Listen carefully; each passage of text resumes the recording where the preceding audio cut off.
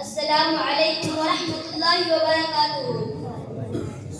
کلمہ طیبہ لا الہ الا اللہ محمد رسول اللہ. ترجمہ: اللہ کے سوا کوئی عبادت کے لائق نہیں، محمد صلی اللہ علیہ وسلم اللہ کے رسول ہے. کلمہ شہادت اشہد ان لا الہ الا اللہ و اشہد ان محمدا عبدہ و رسولہ. ترجمہ: میں گواہی دیتا ہوں کہ اللہ کے سوا کوئی معبود نہیں، اور میں گواہی دیتا ہوں کہ محمد صلی اللہ علیہ وسلم اللہ کے بندے اور اس کے رسول ہے. کلمہ تمجید سبحان اللہ والحمد للہ ولا الہ الا اللہ واللہ اکبر ولا حول ولا قوۃ الا باللہ العلی العظیم. ترجمہ: میں اللہ کی ذات حیات سے پاک ہے اور تمام تعریفیں اللہ ہی کے لیے ہے. اللہ کے سوا کوئی معبود نہیں اور اللہ سب سے بڑا ہے اور نہیں ہے گناہوں سے بچنے اور نیکی کرنے کی قوت مگر اللہ کی توفیق سے جو بلند عظمت والا ہے.